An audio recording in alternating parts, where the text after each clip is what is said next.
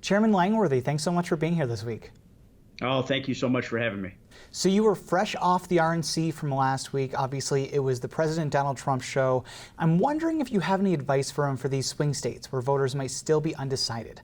What message do you think the president should be sending those voters to get them to side with him at the polls in November? Well, I will tell you that I believe that the RNC masterfully presented its case in the quality of the production in the programming that we saw shows an expanded Republican Party. It shows more inclusion than we've probably ever seen at an RNC. And I think that the way that the speeches were presented, I certainly wish I could have been there each and every night to watch everything in a packed arena. But obviously, with COVID-19, that's not the case. But this is boiling down to a safety and security election. Whether it's the safety of our families from COVID-19 or the safety of us from unrest that we see in our streets. That is what people are going to the polls this year to make their choice based on. The president's thrown all the assets of the federal government at the coronavirus crisis, but the unrest in the streets is inexcusable. And when people feel insecure in their homes and their neighborhoods and they fear for their children's safety, I think there's an unease. Now, you don't hear much about that on the other side. I see Joe Biden's kind of sheepishly condemn the violence, but this is something that people are watching on their television screens every single day. And they understand that we have to get things put back together and unite the country. So I believe that this is very helpful to President Trump in his agenda and his candidacy. And we're well on our way to getting this going in the right direction. So this is obviously a really important election year here in New York. You have some really competitive races, both in Congress and the state Senate. In Congress, those races are looking like mostly upstate. We do have one over in Staten Island and Brooklyn, but most of those congressional races are upstate. And we also have these really competitive races in the state Senate. And I feel like that's really the meat of this election because Republicans lost control of the state Senate in 2018. They're now looking to get it back. Do you think that the president's safety and security message will resonate with voters voting for state Senate candidates, or do you think some candidates will have to adjust their message to meet the needs of their district?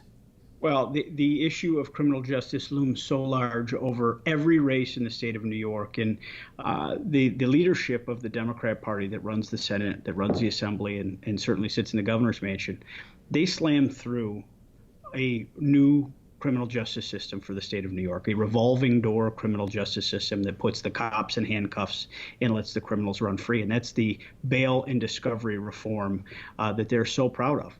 And you are seeing in the terrible following to the tragedy in the murder of George Floyd, you saw rioting and looting and mayhem and anarchy in the streets of New York and to lesser extent in our upstate cities. That some of those same people that were arrested and immediately handed their appearance ticket, and then they went right back at it for nights 2, 3, 4, and 5. It's to the point where the police can't do their job appropriately. They cannot keep our neighborhoods and our families safe because they've had the tools taken away from them. That's going to be an issue that looms large over every state Senate district and every state Assembly district and every congressional district where, the Democratic incumbent either voted for that policy or, stands with that bail and discovery reform. You've got the rest of the country looking to New York and California saying, don't let us become like them, because they see what's happened here with these ultra liberal policies that have really gutted the opportunity for our law enforcement officials to do their job. So what about other top issues? I'm thinking of these moderate Democrats who will go to the polls and they agree with the criminal justice changes.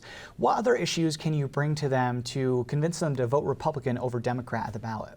Well, I will say that I think a lot of people, it sounded great, and largely that will be the issue of the day. I mean, the coronavirus is something that factors into our schools. I think schools are a huge issue here as we look to this election. You've got parents that want their kids to go back to school.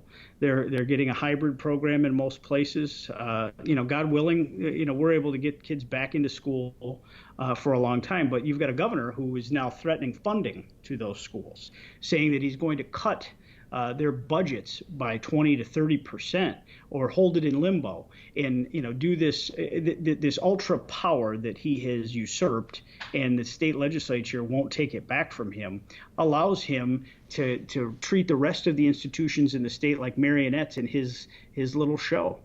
And I believe that our schools and our education will also be one of those issues, especially in suburban districts where we have a lot of people willing to cross the aisle. The governor has said that he has to make those cuts because the federal government isn't giving any money to the state to make up for the lost revenue because of the coronavirus. If the state is not going to get any federal aid, then how do you think the state should manage its finances to keep the education funding intact the way it is right now? Or do you also think it will depend on the federal government giving money to the state? The federal government has put unprecedented resources into the state of New York, into the residents of the state of New York. We've had a stimulus, we've had tax relief, we've had unprecedented amounts of unemployment given. I mean, in New York, it's one of those states with an awful lot of citizens that gets an awful lot of that revenue. The problem with New York State is Andrew Cuomo was running a $6 to $7 billion deficit before we even knew the word coronavirus, because of his mismanagement of Medicaid. New York State wants to be all things to all people and pretend like the best things in life are free. They're not. There's no such thing as a free lunch. We give far too generous a benefit, which we spend more annually than Florida and Texas combined on the program of Medicaid. So his mismanagement over a decade has led to this deficit. Then we get a global pandemic which crushes our economy and exacerbates Medicaid expense. And you wonder why you can't pay the bill. But him blaming the federal government for cuts to other parts of his operational budget is like me not paying my credit card bill and blaming you for it. I mean, that's not the world we live in. The federal government cannot pay everyone's bills. I mean, we can't live in a fairy tale existence that every dark blue state government that spends with reckless abandon deserves a massive bailout on the backs of the entire country. All right, State Republican Chairman Nick Langworthy, thanks so much for being here. We appreciate it. Thank you for having me.